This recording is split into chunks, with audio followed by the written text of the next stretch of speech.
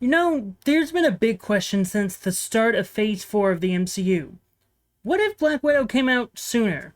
Well, I'm going to try to answer that question in a way that hopefully makes some sense, and I hope that you can join me in this journey.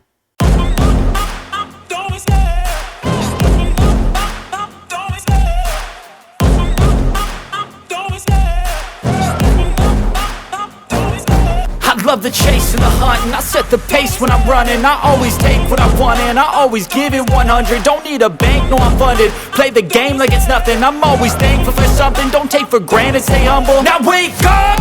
It's time to look at the enemy. Look in the mirror if he is... Hello everybody and welcome back to MrEliMac Rants, where I take a topic that I want to discuss about, whether that be from comics, movies, TVs, or wrestling, and I just have a full discussion with you all about it. This is the point of the show, so we can have a discussion. I posit you an idea and we talk about it in the comments down below. Again, the weekly videos keep on coming. Sure, this is a little bit later than normal, but it is here. And for this week's topic, I'm going to try to answer a question that's been bugging the MCU fandom and a bunch of comic book fans for a while now. What if Black Widow came out sooner? And before I answer the question, I want to look at the history of Black Widow in the film medium. Because you see, all the way back in February of 2004, Lionsgate acquired the film rights to make a Black Widow movie. And that April, they even hired David Hayter, known for playing Solid Snake and writing X-Men and X2, X-Men United, to write and direct the movie. And though it was getting a lot of momentum, there was a lot of writing being done. Like, he'd written a draft of the screenplay. I want to even say he wrote the final draft. Like, the script was written. But the box office failures of movies like Aeon Flux, Blood Rain, and Ultraviolet really did hinder this movie being made, because Lionsgate abandoned the film in June of 2006. And the script that David Hayter wrote can actually be found online, but if you want to go read it, you can go read it. However, I'm gonna just give you the basic synopsis of the film that he wrote. So the basic premise of the film is Natasha Romanova is a freelance mercenary and must eventually confront her past with the Red Room. She also discovers that the lead antagonist of the film is training a bunch of young widows. And so you sort of hear the similarities from the script that was originally written all the way back in the mid-2000s to the one that we got in 2016. And though Lionsgate decided not to move forward with it, David Hayter and Marvel did try to find alternate financing for the film because they really wanted to make a Black Widow movie. In fact, Rebecca Romijn was one of the actresses that was considered to play Natasha in the film. However, they were unsuccessful in getting that alternate financing. However, we're then gonna cut to January of 2009 when casting for Black Widow has begun for Iron Man 2, and Emily Blunt is in early talks to play the character. She was one of the first people on the docket to play Black Widow. Unfortunately, due to a contract that she had with 20th Century Fox, which was her playing in The Devil Wears Prada, and so she signed a contract that said that she needed to do one more movie with 20th Century Fox, and she was out of the contract. She had to decline doing the film due to commitments filming Gulliver's Travel. But then that March, it was announced that Scarlett Johansson would be playing Natasha Romanoff, aka Black Widow, in Iron Man 2, and even while promoting the home release of Iron Man 2, Kevin Feige stated that discussions were being had with Scarlett to make a solo Black Widow movie. However, that movie was being put on the back burner to focus on the Avengers. And at that point, that would have been sort of the ideal place to have a Black Widow movie, right before Avengers even came out. And you could even say that you could use the story that was in the 2016 Black Widow movie, or even the story that David Hayter wrote. You could use that, which are basically the same things.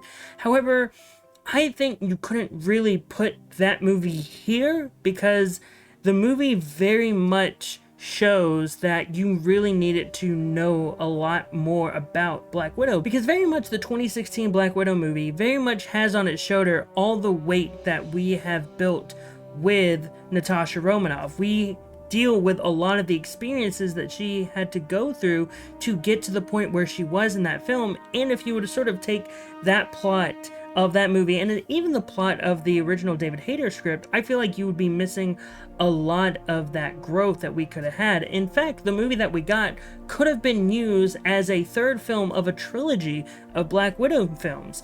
And I think that's what a lot of people would have wanted, to have a trilogy of Black Widow movies if you had the very first movie of Black Widow come out all the way back in late 2010, potentially. However, I'm not going to be discussing the idea of what a trilogy of Black Widow movies would look like, because that's for a Pitch This series that I could potentially do. I'm not doing it here, and that's currently not on the docket to do for Pitch This, but as of right now, I would just have to say that putting the Black Widow movie that we got before the Avengers really just doesn't feel right in terms of the story in terms of the discussion that we're trying to have. So that was the long preamble that I had. So when would I personally put the Black Widow movie? And I honestly think that it's quite a simple solution, because you can just put the movie when it's actually supposed to be set, right after Captain America Civil War and right before Doctor Strange. And if I had to pick a specific month, it would be either July or August of 2016, mainly because Civil War came out in early May and Doctor Strange came out in early November. So having Black Widow be sort of the mid-summer movie and have 2016 sort of be the start of 3 movies a year for the MCU and for Marvel, that could have been the great way to start Phase 3. And so because of this idea of this, what if we moved Black Widow, we have to look at the ripple effects. What are the ripple effects? What are the big changes to the world of the MCU and how everyone does the Marvel Studio movies if Black Widow is released in the summer of 2016?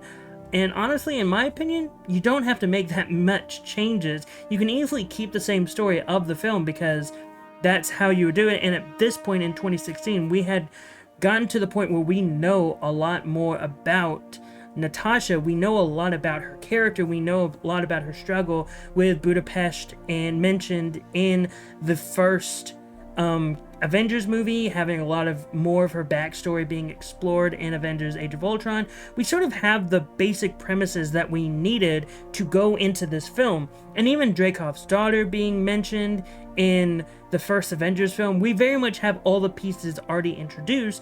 And so making this the Black Widow movie that we got in 2021, and just putting it here, it still works to have in this position. However, there are still a handful of changes that would need to be done for this film. And the main changes that I would have are just 1, recasting Florence Pugh and David Harbour, 2, changing one piece of dialogue about how Thunderbolt Ross is being portrayed in this film, Number 3, change how the movie ends before the credits, and 4, change the post-credit scene for the film.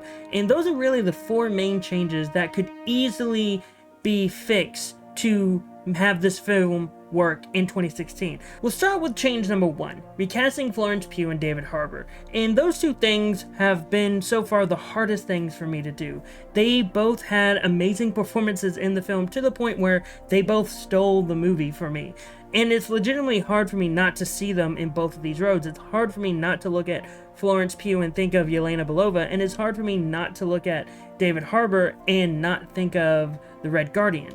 However, when looking back at 2015 and 2016, neither of them were as popular as they were in 2019 when they were cast in the roles.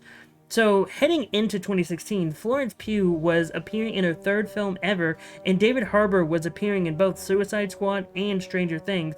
So they both really weren't at the point of popularity that they were in 2019. They were just slowly starting that ascent at this point in 2016. So I had to start thinking, who would Marvel and the MCU, who would they have searched for? Who would they have gotten for these roles? And I was only able to really think about 2 names per character. And I think all the people I thought of would have been A, people in Marvel Studios would have wanted to get for the MCU, and B, people that would have worked for these characters. And so I'm going to start with Yelena first. And Yelena, there were 2 actresses on the rise that I think Marvel would have wanted to cast as soon as possible. And the first choice I had was Lily James. And all the way back in 2015, Cinderella had just been released. Lily James's name was going everywhere. Everyone was learning about Lily James. And I think Marvel would have reached out to Kenneth Branagh, who directed Cinderella and directed Thor, about working with her on the set of Cinderella. And I think Lily James also seems like she could play the younger sister of Scarlett Johansson. And in fact, when you look at 2015, she was announced to be in Pride and Prejudice and Zombie, so she was starting to get a little bit into that action sphere in terms of that film. And I think a lot of people were looking at Lily James as a star on the rise. So I really think Marvel Studios would have looked at Lily James as potential to play Yelena. Also, the other actress I thought about was Alicia Vikander, and she broke out onto the scene in Ex Machina in 2014, and she was on everyone's radar because of that film. But then, when you look at her 2015, she starred in The Man from U.N.C.L.E. and The Danish Girl. One movie, The Man from U.N.C.L.E., being an action film that really showed a lot of her espionage, and she especially played a spy-type character in that film, and The Danish Girl very much proving her acting chops, very much getting her a Oscar nomination, I believe, for that film. And it seems like she would have been a top choice for Yelena at the time, and I think Marvel would have really wanted to lock her down into this major role.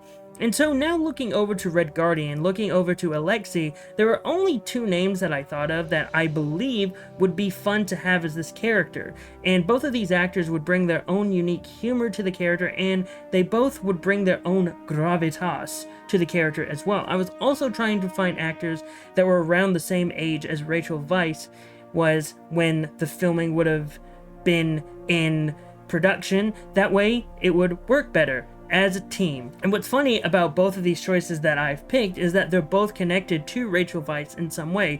So the first choice I thought of was Daniel Craig. He didn't have a big movie to come out in 2016, and he was also a guy that would have had a lot of humor for the movie. I mean, when you look at his performances as Benoit Blanc in the Knives Out universe, he has a lot of humor to him. That's something that I think he's very happy to show off in those movies, because he was stuck being James Bond for a long time, so he really didn't have an opportunity to show his natural charisma and his natural humor in that franchise. I mean, he was able to show the Bond wit, but he wasn't able to show the Daniel Craig wit. Now, he'd be coming off of Spectre in 2015, so he might not have been interested in doing an MCU movie, or if he was even allowed to at that point. I just thought it would be fun to have Rachel Weisz's actual husband play her romantic partner in the film. Now, my second choice is a choice that pulls at my heartstrings so much, like, it makes me so happy that I thought about this actor. And my second choice is Brendan Fraser.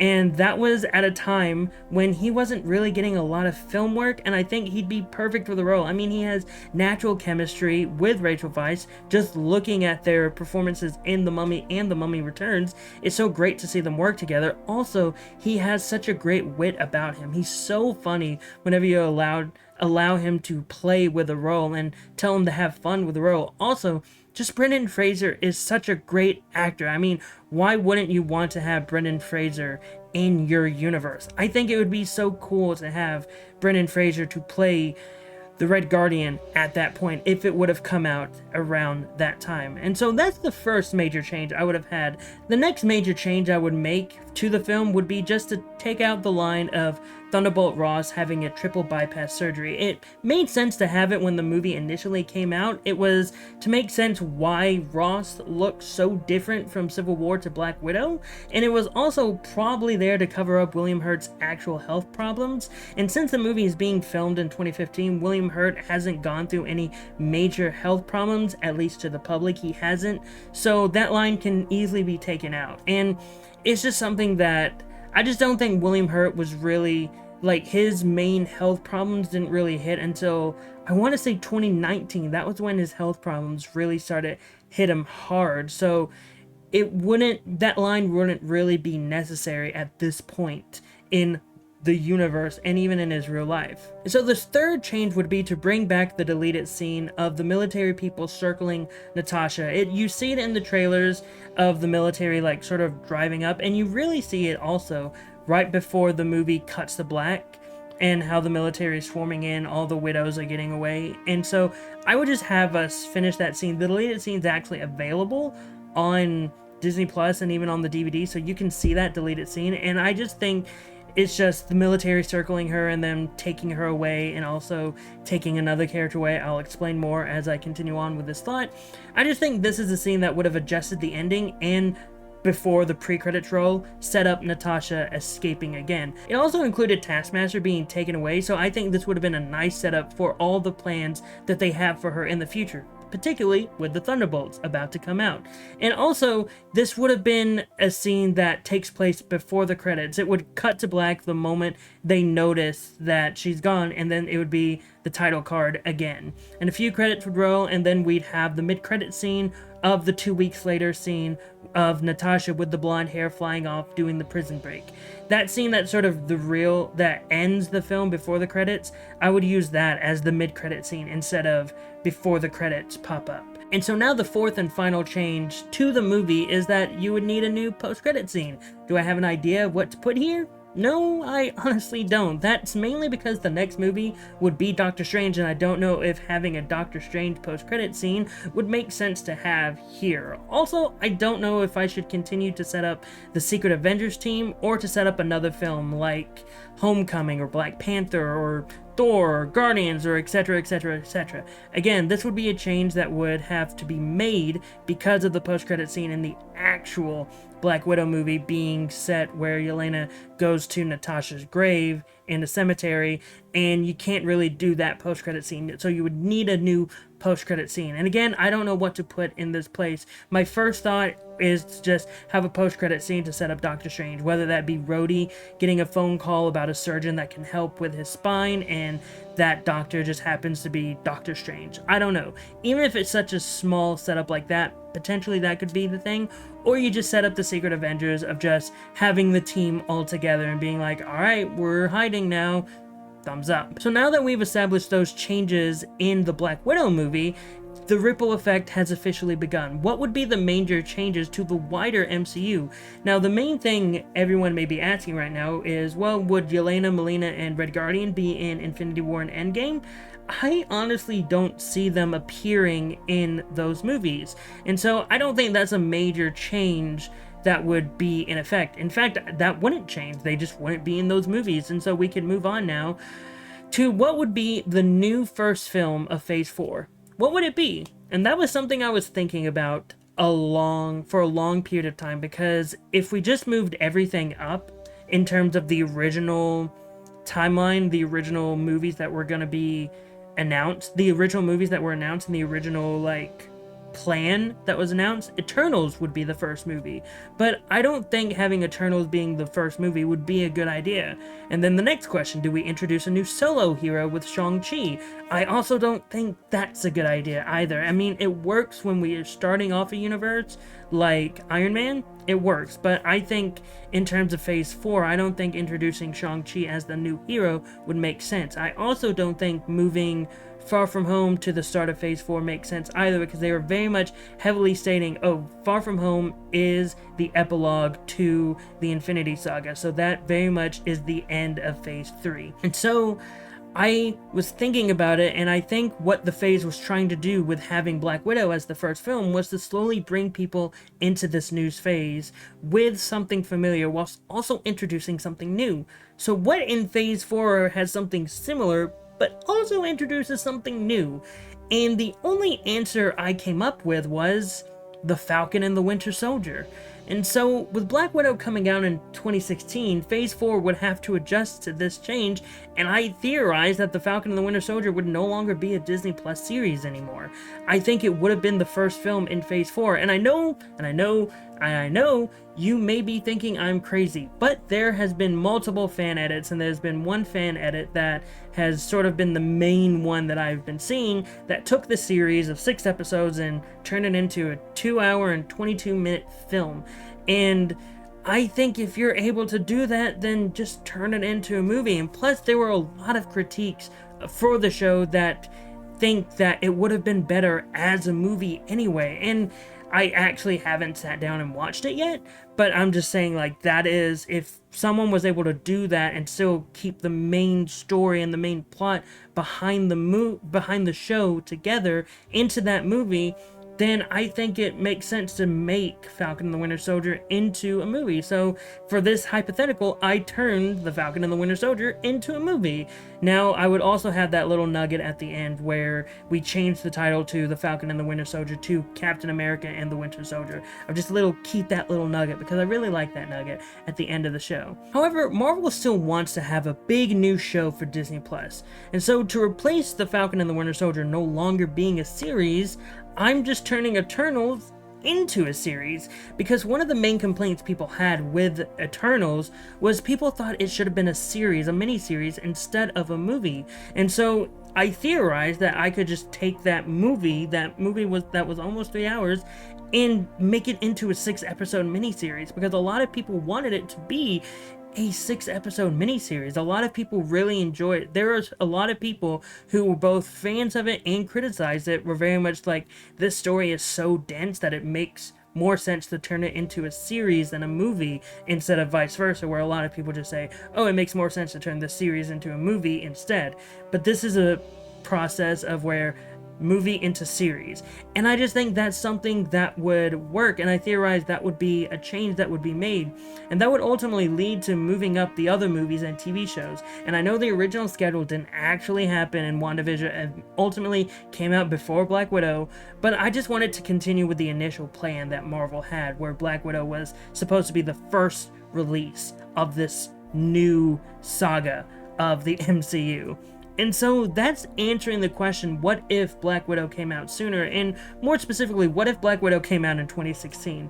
And we'd lose some great performances like Florence Pugh and David Harbour, and the movie would have to shift some things storytelling-wise around.